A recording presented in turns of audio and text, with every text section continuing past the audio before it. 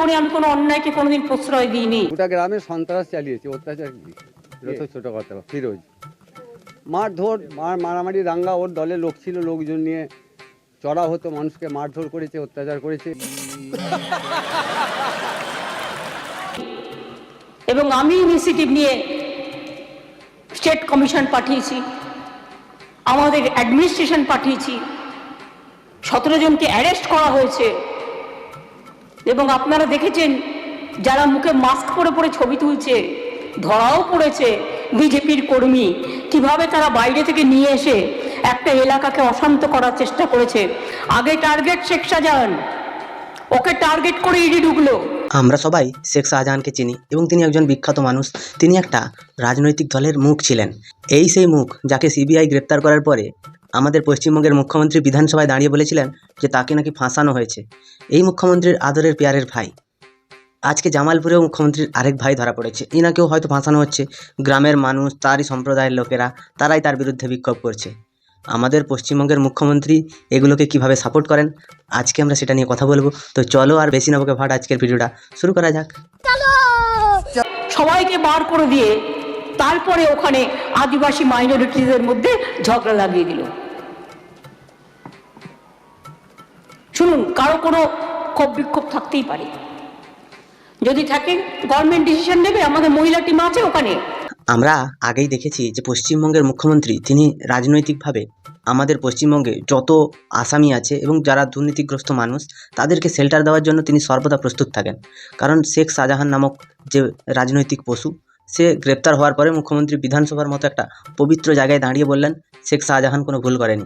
তাহলে পশ্চিমবঙ্গে সন্দেশখালীর মা বোনেরা মিথ্যা কথা বলেছিল যে শেখ শাহজাহান এবং তার বাহিনী রাত্রিবেলা 2টোর সময় পিঠা খাওয়ার জন্য তাদের ডেকে নিয়ে যেত এবং চাষের জমিতে নোনা জল ঢুকিয়ে দিত। সব কিছুই যদি মিথ্যে হয় তাহলে পশ্চিমবঙ্গে আজকে যে জামালপুরে মুসলিম সম্প্রদায়ের লোকেরা তারা যে আজকে মিছিল বার করেছে, তারা যে প্রতিবাদে নেমেছে, সেটাও মিথ্যে।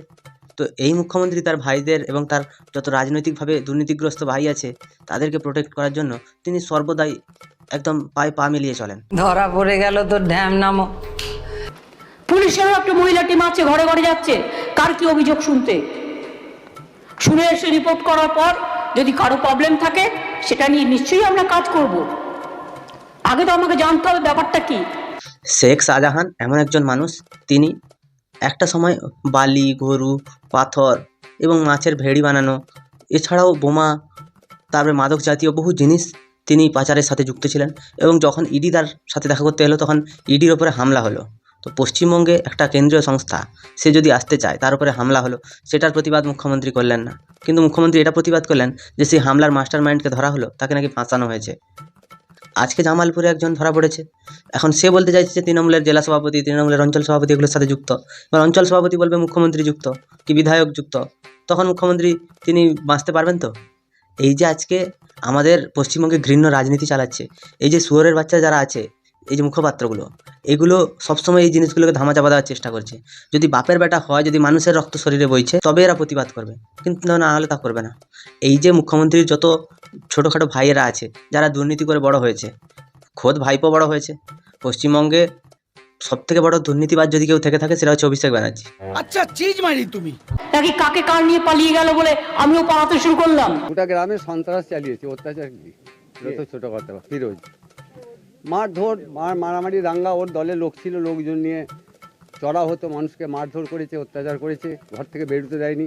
জায়গাটা আমাদের পৈতৃক সম্পত্তি, আমরা কয়েক পুরুষ ধরে এটা ভোগ করছি। আমাদের বাড়ি চক্ষুঙ্গেরি এবং এখানে কিছু বাঁশ গাছ লাগানো ছিল, আর কিছু নতুন করে লাগিয়েছিলাম। এবং সেই লাগানোর পরেতেও ওই বাঁশ গাছগুলো কেটে উড়িয়ে দিয়ে শেখ ফিরোজ, সে ওই প্রধানের স্বামী, সে জোর দখল করে নিল।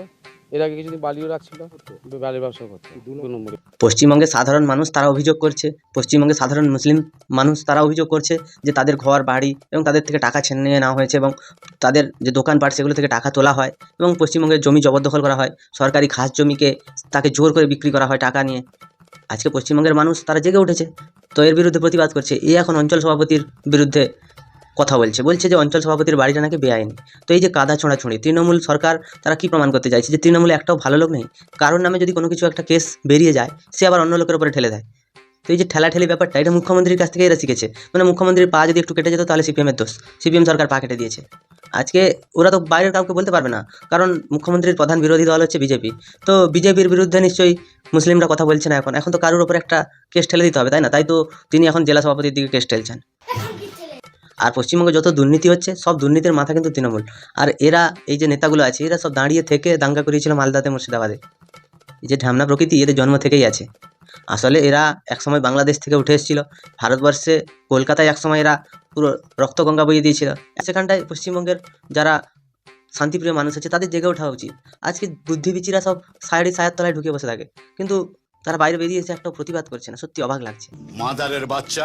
এবং যে ছেলেটি এই অপরাধ করেছে, অসভ্যতা করেছে, কোনোভাবে তাকে পুলিশ প্রশাসন দল কেউ কোনোভাবে রেয়াত করেনি। গণধর্ষণ কাণ্ডে মনোজিৎ মিশ্র নামক একটা বেজন্মা ছেলের জন্ম হয়ে গেছিল। সেই জন্মানোটা তার বাবা মার সব থেকে বড় ভুল ছিল। এবার সে যেহেতু জন্ম নিয়েছে, তারপরে তার যে কুকীর্তি সে সেটা চালু করে দিয়েছিল, এবং সেটা চালু করাতে তৃণমূলের যত নেতারা আছে তারা তাকে সাপোর্ট করেছিল। একটা সময় গিয়ে মনোজিৎ মিশ্র যে পুলিশকেও পর্যন্ত মেরেছিল, তারপরেও পুলিশ এর ব্যাপারে নিষ্ক্রিয় ছিল। সাধারণ মানুষ কোনো ভুল করলে পুলিশ চড়ে উঠে বসে, কিন্তু এই মনোজিৎ মিশ্রের বেলায় যেহেতু মাথায় পলিটিক্যাল একটা হাত আছে, তো পুলিশ কোনো কাজ করেনি। जनता माफ नहीं करेगी। একের পর এক এর আগেও রাজ্য পুলিশের হাতে থাকা দু একটি ধর্ষণ এবং খুনের মামলা এই 40, 50, 60 দিনের মধ্যে চার্জশিট দিয়ে ট্রায়াল করে ফাঁসির রায় আদায় করে এনেছে রাজ্য পুলিশ। আমার সাদা মনে একটা প্রশ্ন জানার আছে, যে মুখ্যমন্ত্রী একটা বিল নিয়ে এসেছিলেন, আপনারা জানেন, যে যারা ধর্ষণ করবে সেই ধর্ষকদের 7 দিনের মধ্যে ফাঁসি দেওয়া হবে। এটা খুব ভালো কথা। পশ্চিমবঙ্গে একটা ধর্ষণ হয়েছে, সেই ধর্ষণে মেয়েটা সে অভিযোগ করেছে এবং মেয়েটা বেঁচে আছে। ছেলেটার বিরুদ্ধে ভুরি ভুরি অভিযোগ।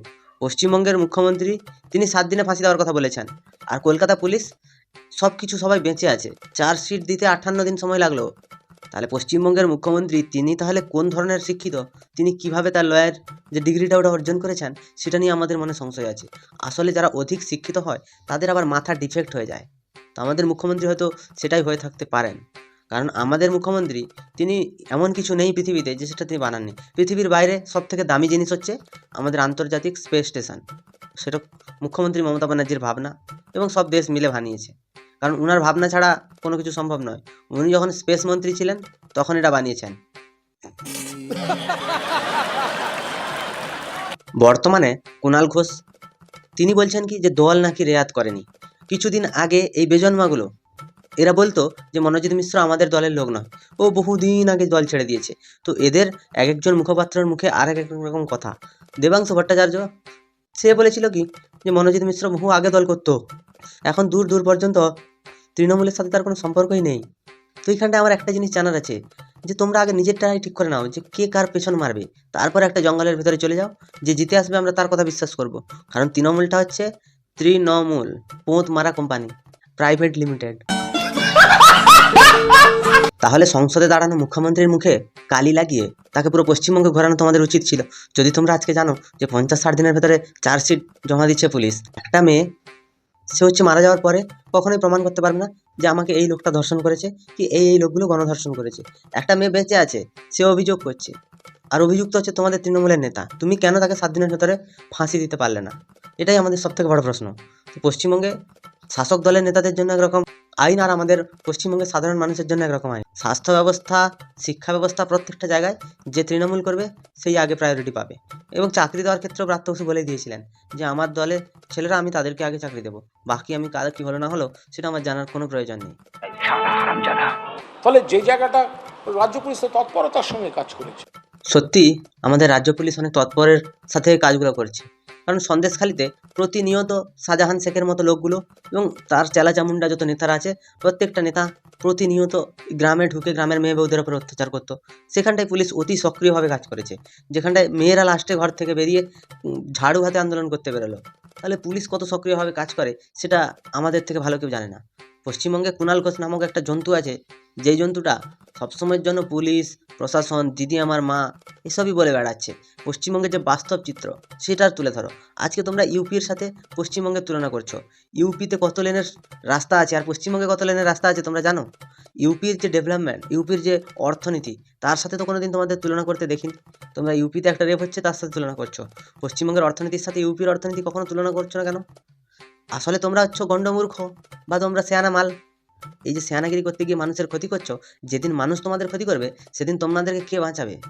তোমার কোন মা বাঁচাবে? তখন বলবে মমতা ব্যানার্জির অনুপ্রেরণায়, মমতা ব্যানার্জির আদর্শ মাথায় নিয়ে, মমতা ব্যানার্জির ঔরসে জন্ম হয়ে আমি পাবলিকের হাতে কেলানি খেলাম।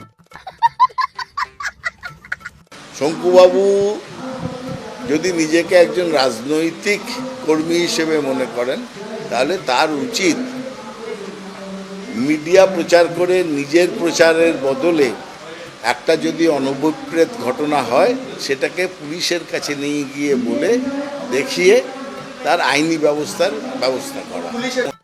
সদ্য বিজেপি ছেড়ে তৃণমূলে যাওয়া, কচুবনে লাথি খাওয়ার পরে নেতা হচ্ছে জয়প্রকাশ মজুমদার। তিনি এখন একজন পুরো বিজ্ঞ বিচির মতো কথা বলেন। যখন তিনি কচুবনে লাথি খেয়ে এসেছিলেন খড়গপুরে, তারপর এসে সন্ধ্যাবেলা এসেছিলেন এবিপি আনন্দে। তো সেইগুলোকে প্রচার না করে, হিংসা প্রচার না করে তিনি যদি পুলিশের কাছে যেতেন, পুলিশ আবার তাকে দুটো লাথি মারতো, তিনি আবার কচুবনে যেতেন। পশ্চিমবঙ্গের আমরা শাসন ব্যবস্থা ভালো করেই বুঝি। স্বরাষ্ট্রমন্ত্রী, স্বাস্থ্যমন্ত্রী, সব কিছুই মুখ্যমন্ত্রী, শুধুমাত্র শিক্ষা দপ্তরটা পার্থকে দিয়েছিল। তাকে বলেছিল তুই অর্ধেক খা ভাই, আমি অর্ধেক খাই। এইবারে দুজন মিলে মেরেছে, দমে টাকা মেরেছে। আজকে পশ্চিমবঙ্গের মুখ্যমন্ত্রী তিনি সমস্ত অপরাধীকে আড়াল করার জন্য পশ্চিমবঙ্গে নতুন নতুন আইন বার করছেন। পশ্চিমবঙ্গের নেতা মন্ত্রীদের জন্য আলাদা নিয়ম, আর তার দলের ছেলেদের জন্য আলাদা নিয়ম, আর সাধারণ মানুষের জন্য আলাদা নিয়ম। এই যে কিছুদিন আগে আমরা দেখলাম যে একজন পঞ্চায়েত প্রধান, উপপ্রধান, তার একটা ইঞ্জিন ভ্যান পুলিশ আটকেছে বলে পুলিশের মুখে ঘুষি চালিয়ে দিয়েছে। মানে পশ্চিমবঙ্গে আইন ব্যবস্থা নিয়ে খেলার অধিকার শুধুমাত্র তৃণমূলের নেতাদের আছে। এবার এই তৃণমূল নেতারা তারা আইন নিয়ে খেলবে, তোমার সামনেই খেলবে, তোমরা কিন্তু কিচ্ছু করতে পারবে না। একটা জিনিস সবসময় মাথায় রাখতে হবে যে পশ্চিমবঙ্গে শাসন ব্যবস্থার নামে শুধু প্রহসন চলছে। এই শাসন ব্যবস্থা মুখ্যমন্ত্রী নিজে চালাচ্ছেন, আর তিনি যে অভিনেতা একজন বড় মাপের, সেটা আমাদের থেকে ভালো কেউ জানে না। ये भैंचो सारे मिलके हमको पागल बना रहे हैं। আমরা বলছি শুধু পোষ্য রাখুন, পারিবারিক, শারীরিক, মানসিক সুস্থতা ঠিক রাখতে পোষ্য রাখুন। একদম কুণালবাবু, আপনি একদম ঠিক কথা বলেছেন যে পারিবারিক, মানসিক এবং সব শান্তির জন্য পোষ্য রাখাটা খুব দরকার। যেরকম করে মমতা ব্যানার্জি রাজনৈতিক পোষ্য রেখেছেন, সেটা হচ্ছে দুটো রেখেছেন উনি। একটা হচ্ছে একটু ইয়ং, আর একটা হচ্ছে সারদাকাণ্ডে 2 বছরের জন্য জেলে যাওয়া একজন নেতা তিনি। তো এক একটা সময় গিয়ে মনে হয় যে মমতা ব্যানার্জির এই 2 পোষ্য যেদিন সাধারণ মানুষের সামনে সে ইন্টারভিউ দেবে, সেদিন সাধারণ মানুষদের অবস্থা কিছু রাখবে তো? আর এই পোষ্যের হাট এখন একটা বড় অর্থনীতি। বহু মানুষ এর সঙ্গে পেশাগতভাবে জড়িত, বাড়ির কুকুর হোক কিংবা পথ কুকুর, এরা ছাড়া আমাদের পরিবেশ সম্পূর্ণ নয়। যদি কেউ মনে করেন পোষ্যদের দূরে রাখবেন, প্রাণীদের দূরে রাখবেন, পথ কুকুরকে সরিয়ে দেবেন, কোনো অবস্থায় আমরা এগুলো সমর্থন করব না। যারা মনে করবেন বাড়িতে রাখবেন তারা এই হাটে আসুন, কুকুর কিনুন, অন্য প্রাণী কিনুন, খরগোশ কিনুন, যা যা বৈধ আপনারা কিনুন, বাড়িতে রাখুন, দেখবেন মন মেজাজ ভালো হয়ে গেছে। মেজাজ ভালো হওয়ার কথায় একটা কথা মনে পড়ে গেল। সেটা হচ্ছে কি, কিছুদিন আগে স্কুলে একটা নির্দেশ গিয়েছিল যে পথ কুকুরকে স্কুলের টিচারদের খাওয়াতে হবে। স্কুলে পঠন পাঠনের জন্য টিচার নেই, 26,000 জন শিক্ষক রাস্তায়, কিন্তু তারপরেও স্কুলে যে সমস্ত পার্মানেন্ট শিক্ষকরা আছেন তাদেরকে নাকি পথ কুকুরকে খাওয়াতে হবে। তো এইখানটা একজন শিক্ষক বলেছিলেন যে আমরা পড়াবো কখন, আমরা নিজেরা খাবো কখন, আর পথ কুকুরকে খাওয়াবো কখন? যদি তোমাদের পথ কুকুরের প্রতি এতটা মোটামুটি ভালোবাসা থেকে থাকে, তাহলে তোমাদের নেতাদেরকে বলো না যে কটা টাকা মদ খেয়ে ওড়াচ্ছে সেই টাকা নিয়ে কুকুরকে খাওয়ার কিনে খাওয়া দে। তো সেটা তোমরা করবে না, তোমরা খালি লোকের উপর দিয়ে বার করার চেষ্টা করবে। যেটা তোমাদের দ্বারা সম্ভব নয় তোমরা সেটাও করবে। হাড় জাতি তোমাদের রক্তে মিশে আছে, রক্ত তো কথা বলে, তাই না? যা বুঝবার আমি বুঝে গিয়েছি। আমাদের কি মতামত তোমরা আমায় কমেন্টে জানাও। যদি ভিডিওটা ভালো লাগে তাহলে লাইক করো, কমেন্ট করো, শেয়ার করো, সাবস্ক্রাইব করো, পাশে থাকা বেল আইকনটা প্রেস করতে একদম ভুলবে না। সবাই ভালো থেকো, সুস্থ থেকো, সাবধানে থেকো, আর দেখতে থাকো বাংলার কোণে ঘর।